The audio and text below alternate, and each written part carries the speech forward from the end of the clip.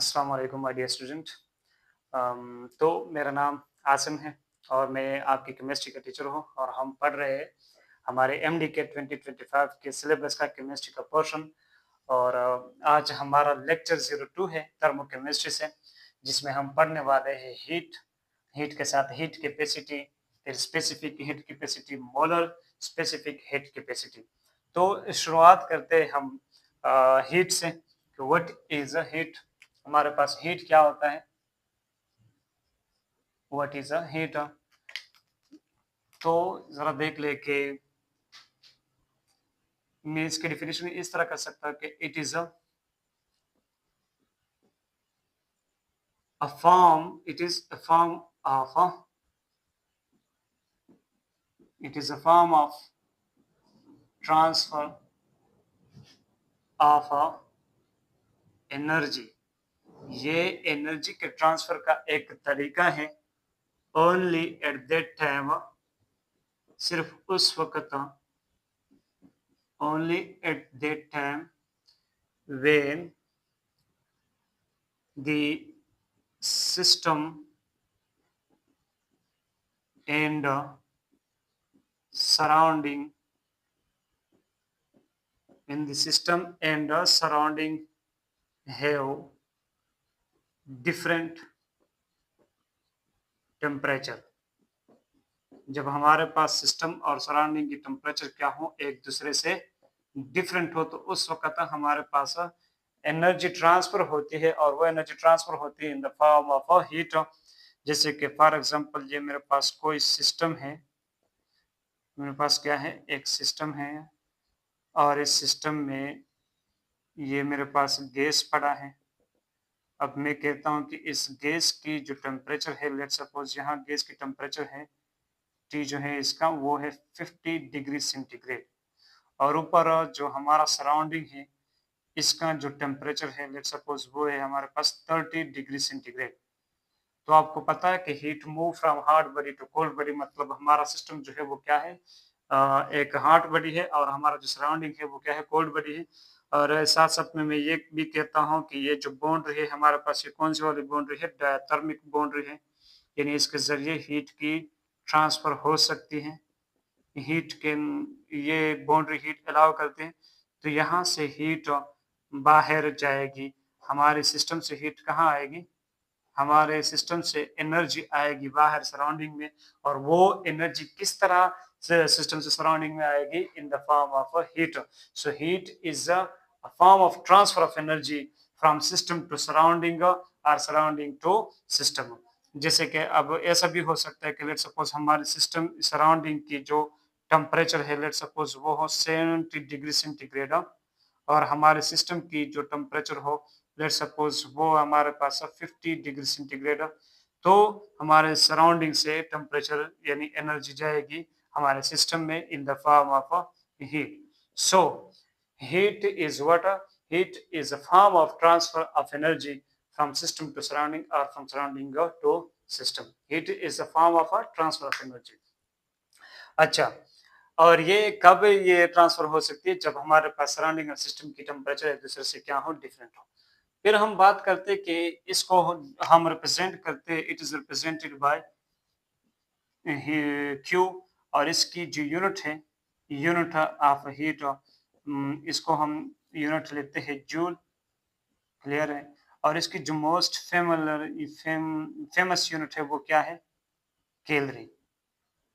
यानी हीट की जो मोस्ट फेमस यूनिट है वो कैलोरी है। और आपको ये भी पता होना चाहिए कि 1 कैलोरी जो होती है हमारे पास वो बराबर होती है 4.8281 ही है, आई थिंक समथिंग है 281 जूल। ये 4 तो है लेकिन इसके बाद जो इशारे में आते हैं ये 281 है, 821 है, ये मैं बोल चुका, आप लोग जरा देख ले। तो इसकी यूनिट क्या है, जूल, लेकिन फेमस यूनिट इसके लिए हम कैलोरी इस्तेमाल करते हैं।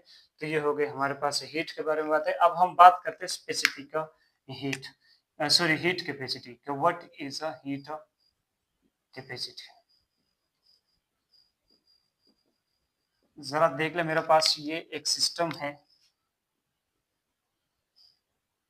ये एक सिस्टम है और इस सिस्टम में मैंने कुछ गैस रखा हुआ है। ये जो थर्मोकेमिस्ट्री हम पढ़ रहे हैं इस चैप्टर में, ये हम गैस के लिए ही पढ़ते हैं। जो भी चीज़ें हम पढ़ेंगे वो सारे गैस के लिए ही होगी। अब मैं क्या करता हूँ, लेट्स सपोज इसकी टेम्परेचर जो है इस सब्सटेंस की, ये जितना भी मिकदार है इस सब्सटेंस का, कोई भी गैस है और इसका कितना ही मिकदार हमारे पास मौजूद है, लेट्स सपोज 50 ग्राम है, 60 ग्राम है, 70 ग्राम है, हमें नहीं पता। हमारे पास एक मिकदार मौजूद है यहाँ पर इस गैस का, और हमें कहता है कि इसका टेम्परेचर जो है वो लेट्स सपोज हमारे पास 25 डिग्री सेंटीग्रेड है। कितना है? 25 डिग्री सेंटीग्रेड। अब मैं इसको क्या करता हूँ, हीट देता हूँ। जब मैं इसको हीट दूंगा तो इसका टेम्परेचर क्या हो जाएगा, इस पूरे सब्सटेंस का टेम्परेचर चेंज हो जाएगा। और वो टेम्परेचर लेट्स सपोज अब क्या हो चुका है, जब मैंने थर्मामीटर देखा तो इसकी टेम्परेचर क्या हो गई, 26 डिग्री सेंटीग्रेड। यानी इस सब्सटेंस की टेम्परेचर में चेंज आया कितना, 1 डिग्री सेंटीग्रेड। तो वो हीट की वो मिकदार जो किसी सब्सटेंस की टेम्परेचर को 1 डिग्री सेंटीग्रेड तक क्या करे, बढ़ा दे, उसको हम क्या कहते हैं, हीट कैपेसिटी। यानी यहाँ पर हीट में कितना चेंज आया और उस चेंज ने हमारे टेम्परेचर में 1 डिग्री सेंटीग्रेड अगर इसको रेस किया है, तो इस हीट चेंज को हम क्या कहते हैं, हीट कैपेसिटी। और आप इसको इस तरह डिफाइन कर सकते हैं कि the amount of heat required amount of heat required to raise the temperature to raise the temperature of a given amount of a substance, of a given amount of a substance is called of a given amount of a substance by 1 degree centigrade, by 1 degree centigrade is called heat capacity. इसको हम क्या कहते हैं, heat capacity कहते हैं। Clear है? The amount of heat required to raise the temperature of a given amount of a substance by 1 degree centigrade is called heat capacity। Light थोड़ा मसला कर रहा है, मैं इसको ठीक कर दूं। तो हीट कैपेसिटी क्या होती है? हीट कैपेसिटी मैंने स्पेलिंग भी पूरा नहीं लिखा है। हीट कैपेसिटी क्या होते हैं कि the amount of heat required to raise the temperature of a given amount of a substance by 1 degree centigrade is called a heat capacity। और हमारे बुक वाले इसको सी से रिप्रेजेंट करते हैं। हीट कैपेसिटी को किस चीज से रिप्रेजेंट करते हैं? हीट सी से, जस्ट सी से इसको हम रिप्रेजेंट कर सकते हैं हीट कैपेसिटी को।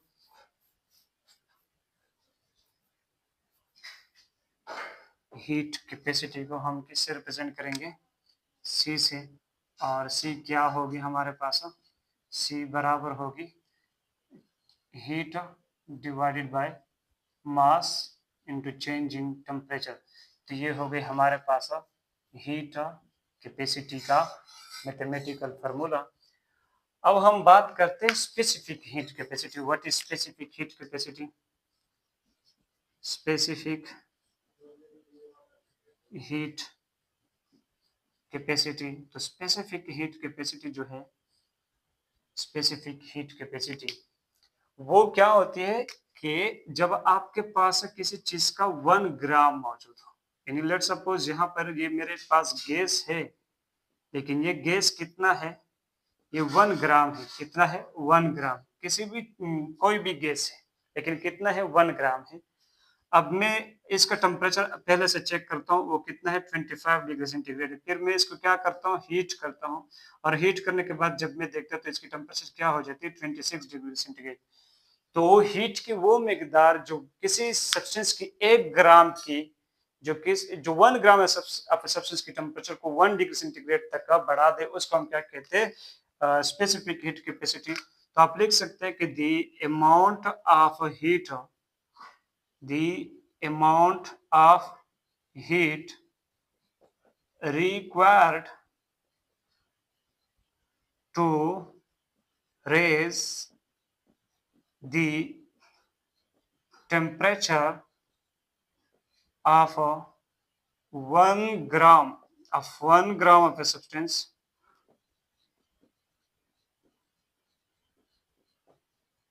1 gram of a substance by 1 degree centigrade is called specific heat capacity. तो वहां पर था of a given amount of a substance by 1 degree centigrade और यहाँ पर है of 1 gram of a substance by 1 degree centigrade, यानी यहाँ पर यूनिट मास की by यूनिट डिग्री सेंटीग्रेड की बात हो रही है। तो यहाँ पर भी हमारे बुक वाले तो कहते हैं कि इसको हम सी से रिप्रेजेंट करते हैं और स्पेसिफिक कैपेसिटी को सी एस से रिप्रेजेंट करते हैं, लेकिन बहुत सी जगह पर मैंने जब देखा तो इसकी ये फार्मूला हमें नजर नहीं आया। स्पेसिफिक हीट कैपेसिटी के लिए इन्होंने सिर्फ ये लिखा है कि स्पेसिफिक हीट कैपेसिटी आप इससे रिप्रेजेंट कर सकते हैं कि C is equal to Q divided by M delta T। ये Q क्या है? The amount of heat required to raise the temperature, और यहाँ पर M हमारे पास कितनी होगी, यानी Q divided bye 1 gram into 1 degree centigrade, यानी 1 ग्राम की टेम्परेचर अगर हम 1 डिग्री सेंटीग्रेड तक बढ़ा दे तो उस हीट को हम क्या कहते हैं? Specific heat capacity. और इसको हम CS से, बुक वाले इसको CS से रिप्रेजेंट करते हैं, तो आप इसको CS से रिप्रेजेंट कर दे या आप इसको सिंपल C से भी रिप्रेजेंट कर सकते हैं स्पेसिफिक हीट कैपेसिटी। लेकिन स्पेसिफिक हीट कैपेसिटी और हीट कैपेसिटी में फर्क ये है कि ये कितना भी मकदार हो उसकी हम टेम्परेचर 1 डिग्री सेंटीग्रेड तक बढ़ा दे तो इसको हम हीट कैपेसिटी कहते हैं। लेकिन जब हमारे पास किसी चीज की 1 ग्राम मौजूद हो और इसकी हम टेम्परेचर 1 डिग्री सेंटीग्रेड तक बढ़ा दे तो उस हीट को हम क्या कहते हैं? Specific heat capacity. यहाँ हमारे पास मैं अगर कह दो कि लेट सपोज हमारे पास कोई आइसोथर्मल प्रोसेस है, क्या है?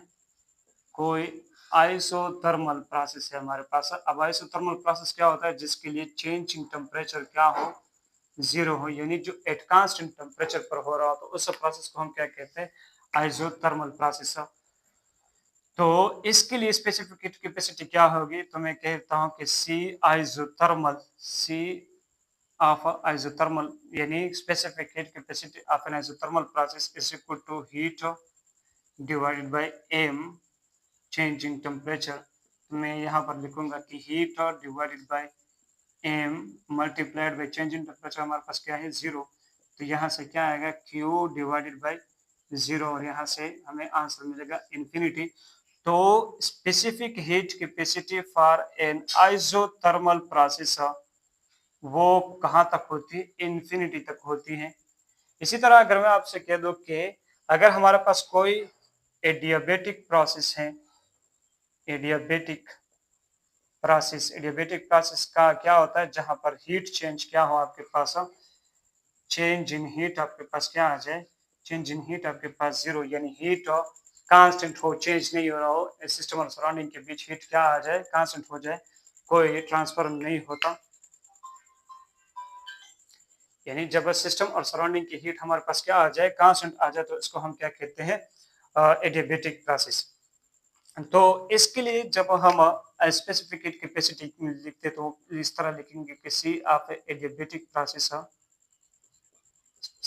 एडियाबेटिक प्रोसेस बराबर हो जाएगी हीट, इसको हम चेंज इन हीट भी लिख सकते हैं, change in heat divided by M into change in temperature.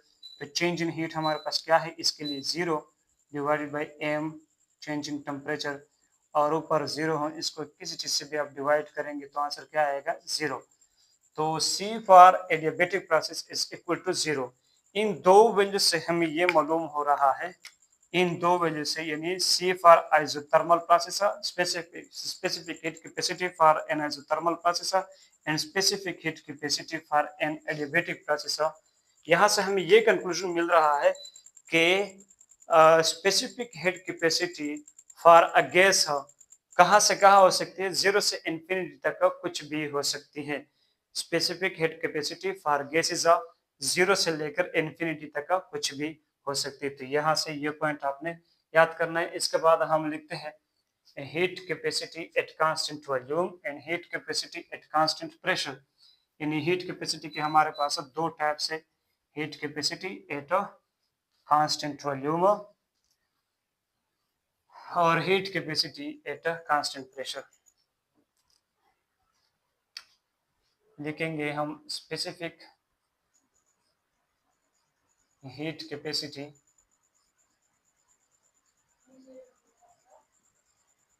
at constant volume. ये क्या होते हैं, इसको हम इस तरह लिख सकते हैं कि लेट्स सपोज हमारे पास अच्छा इसको हम CV से रिप्रेजेंट करते हैं, heat capacity at constant volume को हम रिप्रेजेंट करते हैं CV से, तो CV बराबर हो जाएगी heat divided by m change in temperature. अब हमें पता है इसको हम वही Q लेते हैं और m हमारे पास कितना है 1 ग्राम है और ये कितना है 1 डिग्री सेंटीग्रेड है, तो यह हमारे पास क्या आता है आंसर Q आता है। अच्छा इसको हम QV लेते हैं, QV heat at constant volume, तो CV हमारे पास क्या है QV के बराबर है। CV किस चीज के बराबर है QV के, तो हम लिख सकते हैं कि ये क्या है, इसको हम ये कह सकते हैं कि the amount of heat, the amount of heat required to raise the temperature of 1 gram of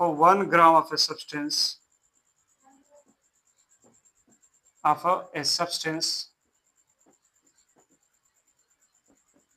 by 1 degree centigrade at constant volume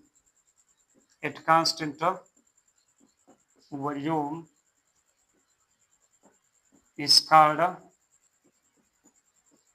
specific head capacity at a constant volume. तो इसको हम CV से रिप्रेजेंट करते हैं।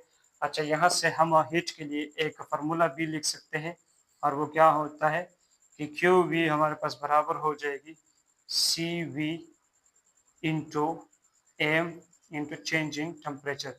इसको हम इस तरह भी लिख सकते हैं कि QV is equal to MC into change in temperature. So this is a heat at constant volume. ये हमारे पास हीट का एक फार्मूला बन गया eight constant volume.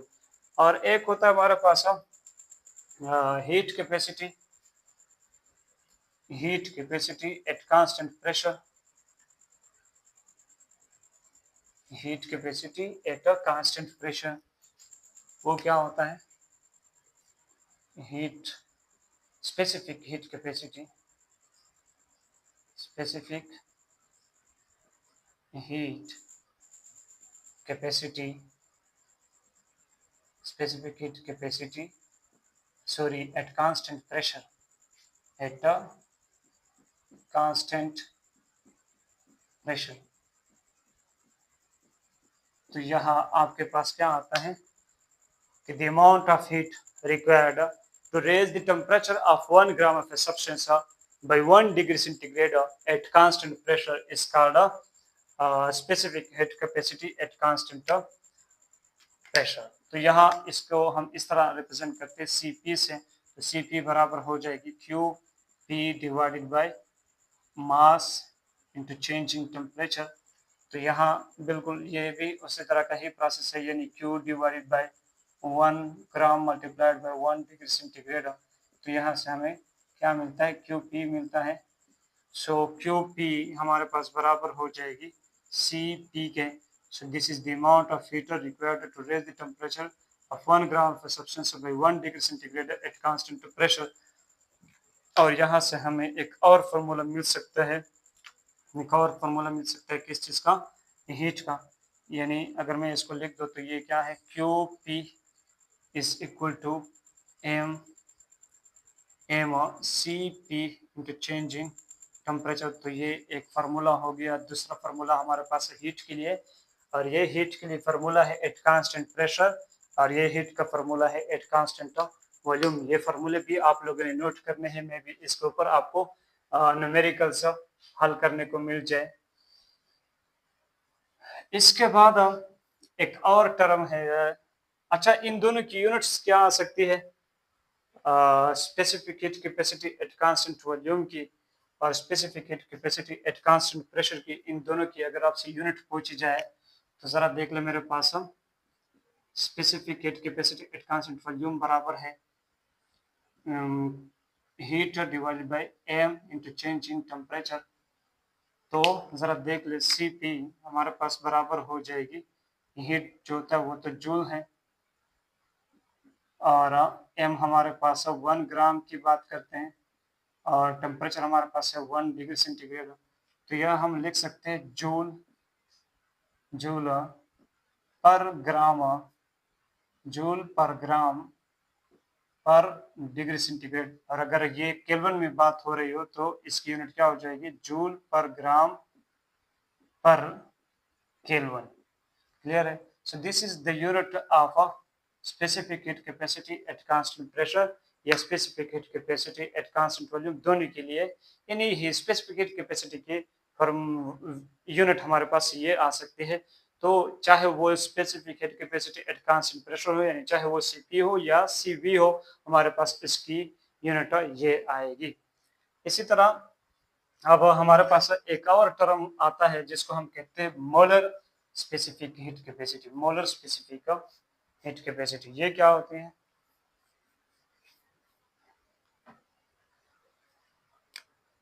Molar specific heat capacity, molar specific heat capacity. Molar specific heat capacity को book वाले किससे रिप्रेजेंट करते हैं? Cm से। लेकिन हमारे टीचर इसको कहते थे कि आपके पास जो स्पेसिफिक हीट कैपेसिटी होती थी वो थोड़े स्मॉल से रिप्रेजेंट करेंगे, इसको हम कहेंगे स्पेसिफिक हीट कैपेसिटी, और जो थोड़ा बड़ा से होगा यानी कैपिटल सी, इसको हम कहेंगे मोलर स्पेसिफिक हीट कैपेसिटी। यानी इसके साथ में लिख दो m और इसके साथ में लिख दो s। स्मॉल सी रिप्रेजेंट करेगी स्पेसिफिक हीट कैपेसिटी को, और कैपिटल सी रिप्रेजेंट करेगी मोलर हीट कैपेसिटी या मोलर स्पेसिफिक हीट कैपेसिटी।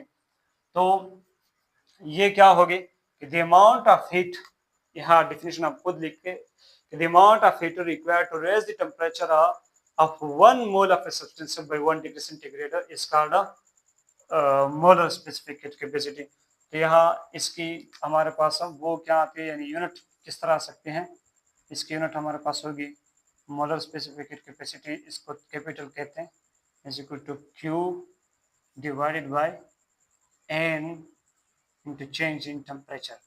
यहाँ पर N क्या है, नंबर ऑफ मोल्स, और यहाँ यानी ये हो गई मोलर हीट कैपेसिटी, और अगर मोल कितनी है, 1 मोल है, multiplied by change in temperature, वो कितना है, 1 डिग्री सेंटीग्रेड है। So this is a specific molar heat capacity, this is a molar heat capacity, molar heat capacity, and this is a specific molar specific heat capacity. दोनों के लिए आप ये formula इस्तेमाल कर सकते हैं। यार मोलर की बात जब हो जाए तो मोलर का मतलब ये है कि पर मोलर, तो मैं ये यानी ये भी सही है और ये भी सही है, दोनों को हम क्या कहते हैं, मोलर स्पेसिफिक हीट कैपेसिटी। ये नहीं है कि एक को हम कहते हैं मोलर हीट कैपेसिटी और एक को हम कहते हैं मोलर स्पेसिफिक हीट कैपेसिटी, इसमें कोई फर्क नहीं है, ये दोनों क्या है, मोलर स्पेसिफिक हीट कैपेसिटी, क्योंकि मोलर का मतलब ही यही है कि पर मोलर। तो यहाँ पर n को हम क्या लेंगे, n को हम लेंगे 1 मोल।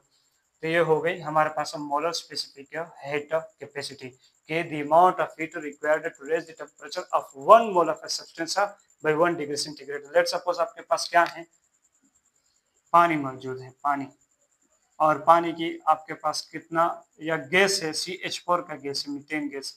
अब आपको पता है कि मीथेन का मास कितना होता है, is equal to 12 plus 4 is equal to 16 gram, 16 gram per mole.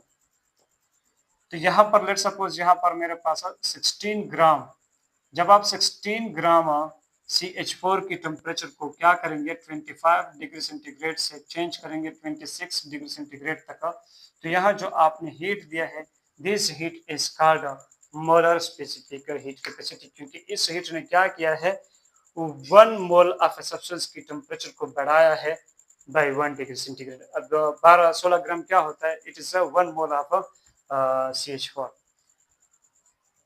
Similarly हमारे पास मोलर स्पेसिफिक हीट कैपेसिटी की भी दो टाइप्स होते हैं। एक होती है जिस तरह हमारे पास स्पेसिफिक हीट कैपेसिटी के दो टाइप्स थे, सीवी एंड सीपी, इसी तरह हमारे पास इसके भी दो टाइप्स होंगे, एक होगी सीवी और दूसरा होगा सीपी।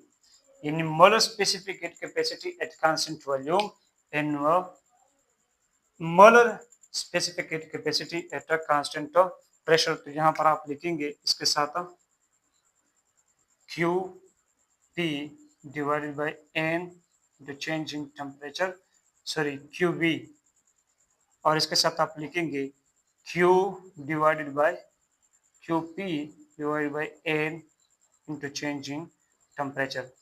तो ये हो गए हमारे पास molar specific heat capacity at a constant volume. इसका मतलब ये है कि the amount of heat required to raise the temperature of 1 mole of a substance by 1 degree centigrade at constant volume. This is called a molar specific heat capacity at constant volume. And the amount of heat required to raise the temperature of 1 mole of a substance by 1 degree centigrade at constant pressure. This is called a specific molar specific heat capacity at constant pressure। यहाँ से आपको एक और formula भी मिल रहा है और वो क्या है कि QV हमारे पास बराबर हो सकती है NCV into change in temperature. So this is a heat capacity, sorry, formula of heat at constant volume in terms of number of moles। और यहाँ से आपको फार्मूला मिल सकता है कि NCP into change in temperature।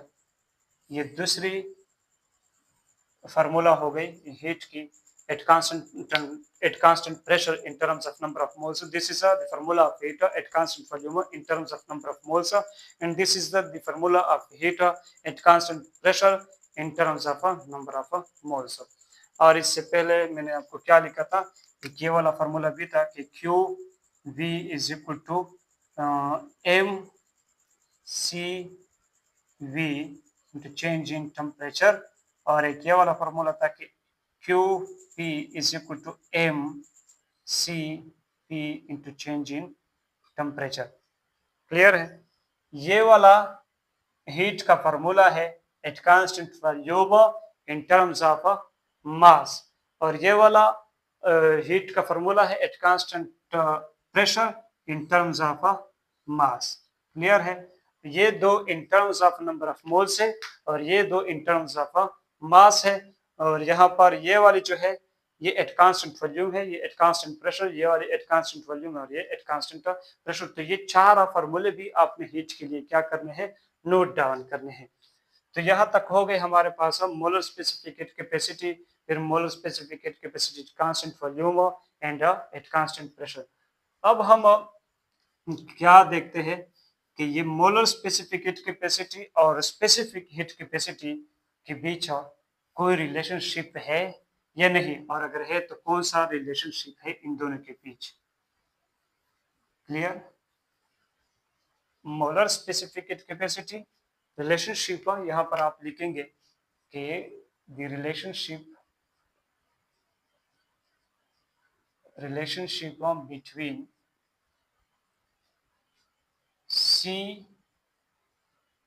Small CV versus large CV and small CP versus large CP, यानी relationship between specific heat capacity at constant volume and molar specific heat capacity at constant volume, specific heat capacity at constant pressure and molar specific heat capacity at constant pressure, इनके बीच relationship क्या है। तो जरा देख ले, हमें एक example देता हूं। लेट सपोज मेरे पास क्या है, एक नाइट्रोजन गैस है, हमारे पास क्या है, नाइट्रोजन गैस, और इनके लिए जो स्मॉल CV है वो कितनी है, वो है लेट सपोज इनके लिए X है, और इनके लिए आप क्या कर ले, लार्ज CV मालूम कर दे, वो हमें नहीं पता। तो स्मॉल CV क्या होते हैं, व्हाट इज स्मॉल CV? यहां आप लोग लिख सकते हैं कि दी amount of heat required to raise the temperature of 1 gram of a substance by 1 degree centigrade at constant volume, यानी यहाँ पर CV जो है ये किसकी बात करती है, 1 ग्राम ऑफ ए सब्सटेंस की। और ये भी आपको पता है कि ये जो कैपिटल CV है यानी मोलर स्पेसिफिक हीट कैपेसिटी, ये क्या है, the amount of heat required to raise the temperature of 1 mole of a substance by 1 degree centigrade at constant volume, यानी यहाँ पर ये किसकी बात करती है, 1 मोल की बात करती है, 1 मोल की, 1 मोल की बात करती है। तो अगर नाइट्रोजन की CV जो है, CV अगर नाइट्रोजन गैस की क्या है, वो अगर X है, तो आपको पता है कि CV में कितने होते हैं, 1 ग्राम, यानी 1 ग्राम ऑफ नाइट्रोजन गैस है। तो इसके लिए कैपिटल CV क्या हो जाएगी, आपको पता है कि नाइट्रोजन की 1 मोल में कितने ग्राम आते हैं, 28 ग्राम। तो यहाँ पर CV तो 1 ग्राम के बराबर है, और ये वाली CV 1 मोल की बात करते हैं, और 1 मोल में हमारे पास नाइट्रोजन की 28 ग्राम मौजूद है। तो यहाँ पर मैं लिख सकता हूँ 28 ग्राम, ये किसकी बात करता है, यानी 1 ग्राम ऑफ नाइट्रोजन की बात करता है, 1 ग्राम ऑफ नाइट्रोजन गैस की बात करता है, 1 ग्राम ऑफ नाइट्रोजन गैस, और ये बात करती है 28 ग्राम ऑफ नाइट्रोजन गैस, क्योंकि ये सिर्फ 1 ग्राम की बात करती है और ये बात करती है 1 मोल की। और आपको पता है कि 1 मोल ऑफ नाइट्रोजन गैस में हमारे पास 28 ग्राम ऑफ नाइट्रोजन गैस पाया जाता है। इस तरह अगर मैं कह दूं कि CV फॉर ऑक्सीजन वो बराबर है X के, यानी लेट सपोज ये बात करेगी 1 ग्राम ऑफ ऑक्सीजन गैस की, तो इसके लिए CV क्या हो जाएगी, CV बराबर हो जाएगी, अब 1 मोल की बात करेगी, ये 1 मोल ऑफ ऑक्सीजन की बात करेगी। और आपको पता है कि 1 मोल ऑफ ऑक्सीजन में हमारे पास कितनी ग्राम होती है, 32 ग्राम ऑफ ऑक्सीजन होता है। तो अगर इसकी वैल्यू X है तो ऑक्सीजन के लिए यहाँ पर CV क्या हो जाएगी, 32X। तो इसका मतलब यह है कि ये जो CV है, capital CV, it is equal to molar mass time, molar mass time of small CV, यानी CV is equal to molar mass time of CV, और इसी तरह आपके पास कैपिटल CP भी बराबर हो जाएगी molar mass time of CV। So this is the relationship between capital CV and small CV, and this is the relationship between capital CP and small CV। Clear है? जरा देख ले, यहाँ पर हम लिख सकते हैं कि 28 CV या 28X, यहाँ पर भी हम लिख सकते हैं कि 32 CV या 32X या 32 ग्राम ऑफ ऑक्सीजन। तो यहाँ पर बात ये याद रखें कि CV जो है ये बात करती है 1 ग्राम की, और ये कैपिटल CV बात करती है 1 मोल की। तो अगर यहाँ पर ऑक्सीजन नाइट्रोजन की 1 ग्राम है, तो यहाँ पर 1 मोल में आपको पता है कि नाइट्रोजन के कितने ग्राम होते हैं, 28 ग्राम। इसी तरह अगर ऑक्सीजन की बात हो जाए तो यहाँ पर ऑक्सीजन का 1 ग्राम होगा और यहाँ पर ऑक्सीजन की 32 ग्राम होगी। तो CV हमारे पास बराबर है 1 ग्राम के, और फिर यहाँ पर हम लिख सकते हैं कि CV हमारे पास बराबर हो जाएगी 32 ग्राम, ये 32X है, ये 32 आप ऑक्सीजन आप लगा सकते हैं। लेकिन यानी यहाँ पर आवाज क्या है, मैं काफी ज्यादा थक चुका हूँ, क्योंकि आज मैंने आपके लिए 3 लेक्चर तैयार भी किया और 3 लेक्चर मैंने बनाया भी है, अब अपलोड करूंगा। तो बहुत ज़्यादा थक चुका हूँ। यहाँ पर ये चीज़ मैं आपको समझाने की कोशिश कर रहा हूँ, लेकिन मैं ज़्यादा थक चुका हूँ। अब क्या करें, इसको खुद से समझे, ये रिलेशनशिप आ रहा है इनके बीच कि CV, कैपिटल CV हमारे पास बराबर होती है molar times of small CV। इसी तरह हमारे पास कैपिटल CP बराबर आती है molar mass time of small CV। तो उम्मीद करता हूँ कि ये बातें आपको समझ में आ चुकी होगी। इंशाल्लाह इसके बाद मिलते हैं हम वर्क के क्लास में, और वो हमारा होगा लेक्चर 03। आज हम लेक्चर 02 में हीट के बारे में पढ़ चुके हैं। तो जो भी आपको कोई कंफ्यूजन हो आप मुझे कमेंट सेक्शन में बता सकते हैं, और इंशाल्लाह में मुझे यकीन है कि कोई कंफ्यूजन नहीं होगा। तो चलो मिलते हैं नेक्स्ट क्लास में, तब तक के लिए अल्लाह हाफिज एंड गुड नाइट।